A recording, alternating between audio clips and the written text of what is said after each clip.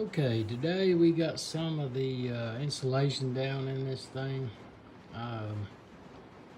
Bed lined the whole thing yesterday and come in this morning and it dried and started putting down all the insulation in it before the carpet. Still got some more of it. I'm gonna do this whole section on the other side. Then I gotta come in and make a top piece for it because I gotta fill this hole in. Where it was a straight drive, I put automatic in it. And then I'll have to put my four-wheel drive lever back in. But we got this much done today. That's a long, slow process. Trying to get that stuff in.